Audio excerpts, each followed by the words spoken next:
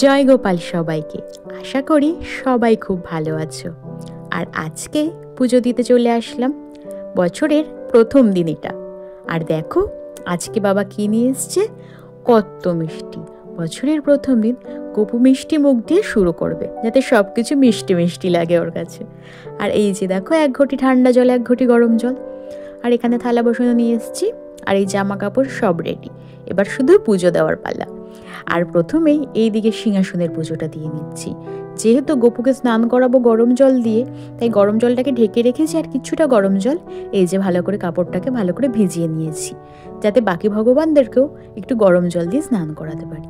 শীতটা এমন পড়েছে কালকে থেকে যে ঠান্ডা জল তো আর ছোঁয়াই যাচ্ছে না, তাই গরম জল দিয়ে সবাইকে স্নান করিয়ে দিচ্ছি। আমাদের যেমন ঠান্ডা লাগে ওদেরও তো ঠান্ডা লাগে, তাই জন্য। আর এই যে সবাইকে স্নান হয়ে গেছে গরম জল দিয়ে, এবার সুন্দর করে ফুল দিয়ে সাজিয়ে দিই সিংহাসনটা। এটা তো আমার সব থেকে ভালো লাগার কাজ। আর যেহেতু বাড়িতে প্রচণ্ড পরিমাণে কাজের ব্যস্ততা বেড়ে গেছে, তাই জন্য ভিডিও একটু দেরি করে আসছে। আশা করি তোমরা অপেক্ষা করবে আমার এই ভিডিওগুলো দেখার জন্য।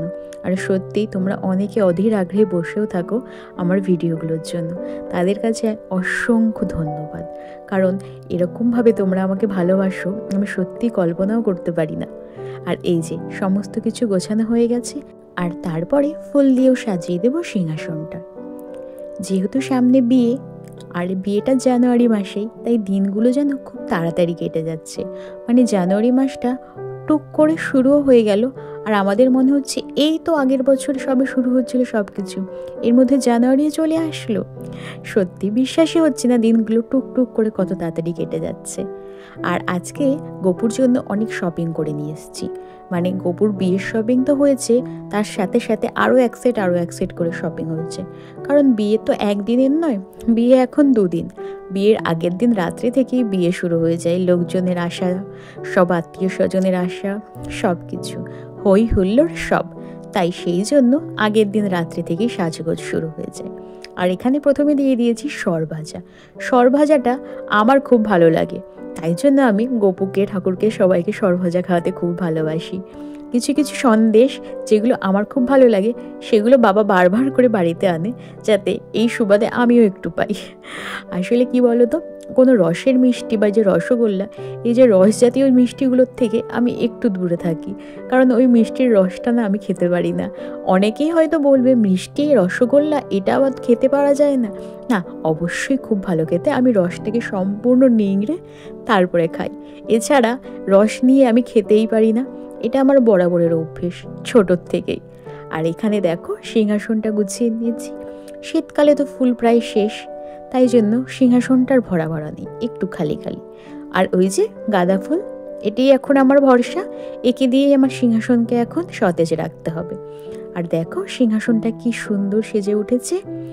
এরপরে সিংহাসন সাজিয়ে নেওয়ার জন্য আমি চারিদিকে একটু গাঁদা ফুল ছিটিয়ে ছিটিয়ে দিচ্ছি।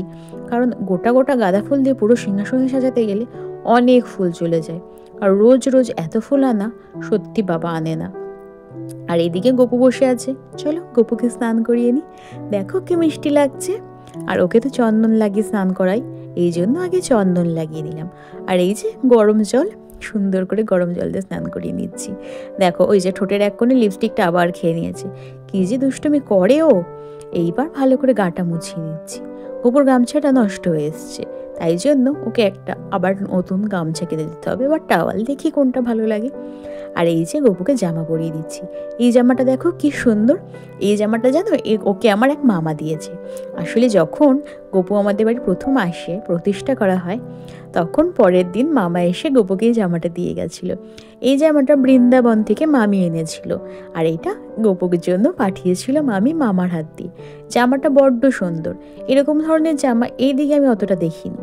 আর এই যে দেখো গপুকে ভালো করে মুড়ি দিয়ে বসিয়ে দিয়েছি, আর হাতটা একটু বার করে দিয়েছি যাতে ওর বাঁশিটা ধরতে পারে। দেখো কি মিষ্টি লাগছে না।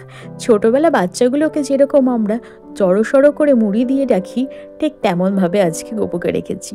আর এই যে ও স্যান্টা ক্লজ পড়ে গেছে। আসলে স্যান্টা ক্লজ বেশিক্ষণ দাঁড়িয়ে থাকতে পারেনি, একটু রেস্ট নিচ্ছিল হয়তো। আর গপুকে খেতে দিয়ে দিলাম, আর তারপরে ওকেও মিষ্টি দিয়ে দিয়েছি। ব্যাস, গপুর খাওয়া দাওয়া সব দেওয়া হয়ে গেছে। এবার পাতে পাতে ফুল, তুলসী পাতা যেগুলো দিই সেগুলো দিয়ে দিলাম। কি সুন্দর লাগছে দেখো। আর আজকে আমার বড্ড মন করলো একটু ধুনুচি দিতে। এই ধুনুচির ধোয়াটা না আমার বড্ড ভালো লাগে, কারণ এটাতে খুব পজিটিভ ফিল হয় আমার। এই যে দেখো, সারা বাড়িটাতে মনে হয় সত্যি পুজোর একটা সুন্দর মিষ্টি গন্ধ ছড়িয়ে যায়। আর এখানে আমি আরতিটা করে দিলাম। দেখো কি ভালো লাগছে আমার এই ধোয়াটা, যে সারা বাড়িতে একটা হালকা আভা রেখে যায় না, এটা সব থেকে ভালো লাগে। আর এরপরে গপুকে খাইয়ে দিচ্ছি। ও তো খাইয়ে দিতেই হবে, এখন তো শীতকাল, হাত তো বার করতেই পারবে না। এই যে দেখো, আর এখানে তুলসী গাছে আমি জল দিতে এসেছি। আমাদের তুলসী মন্দিরের গাছটা এত বড় হয়ে গেছে, ও আর দাঁড়িয়ে থাকতে পারছে না, ঝুঁকেই পড়ে যাচ্ছে। তাই বাবা ওকে একটা রডের সঙ্গে বেঁধে দিয়েছে, যাতে সোজা হয়ে দাঁড়িয়ে থাকতে পারে। আর এখানে তুলসী মন্দিরে আমি জল দিয়ে ফুল দিয়ে নিয়েছি। আমাদের তুলসী মন্দিরে 3 দিকে ভগবানের ছবি লাগানো, তাই যখন তুলসী মন্দিরে জল দিই তখন বাকি ভগবানদেরও একটু জল আর ফুল দিয়ে দিই। এই যে সামনে রয়েছে দেখো আমাদের কৃষ্ণ, এদিকে বাবা লোকনাথ, আর আরেক দিকে ছিল শিব ঠাকুর। আর এই যে দেখো, গোপুর জন্য এটা কিনেছি, কিন্তু এটা কিন্তু আমাদের গোপুর জন্য না, তোমরা সাইজটা দেখেই বুঝতে পারছো, এটা অনেকটা ছোট। এটা হচ্ছে আমার ঠাকুমার গোপুলের জন্য, বিয়ে উপলক্ষে ওই গোপুলকেও সেট দেওয়া হচ্ছে। এই দেখো কত সুন্দর সোয়েটারটা, আর এখানে বাঁধা সিস্টেম আছে। আসলে ওই গোপলুটা আমাদের গোপলুর থেকে একটু ছোট, তাই জন্য ওর সব জামা কাপড়গুলো একটু ছোট ছোট। আর এখানে দেখো একটা ছোট্ট টুপি, শীতকালে সোয়েটার টুপি এগুলো তো লাগবেই, বিয়ে বাড়ির দিনও আসলে সোয়েটার টুপি না পরে তো আসতে পারবে না। আর এই দেখো একটা সুন্দর পাগড়ি, আর এর সাথে একটা ময়ূরের পাখাও লাগানো, খুব সুন্দর লাগলো। দেখো কি মিষ্টি, সত্যি কপালের জিনিসগুলো খুব সুন্দর। আর এইটা দেখো, ছোট্ট একটা গবলুর প্যান্ট, এই প্যান্টটাকে দেখে আমি এত আনন্দ হয়েছে যে এত মিষ্টি একটা জিনিস না নিয়ে তো চাওয়াই যাবে না। আর রয়েছে ছোট ছোট চুড়ি, এই যে হার দেখো খুব সুন্দর, 3টে লাইনে হারটা বেশ ভালো লাগছে। গোপাল যখন পরে সেজে গুজে বিয়ের দিন আসবে খুব ভালো লাগবে।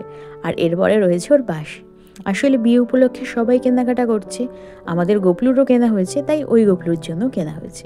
আর এটা হচ্ছে ওর দেখো কম্বল, আসলে শীত পড়েছে না, একটু কম্বল লাগাই দিলে তো খুব ঠান্ডা লাগে। আর এই দেখো, এটা হচ্ছে ছোট গোপলুর জন্য একটা সুন্দর ছোট্ট বিছানা। এই যে এই বিছানাটাকে এরকমভাবে ভাঁজ করে রাখা যায় আর তারপরে আবার খোলা যায়, এটা আমাদের গোপালেরও আছে একটু বড়।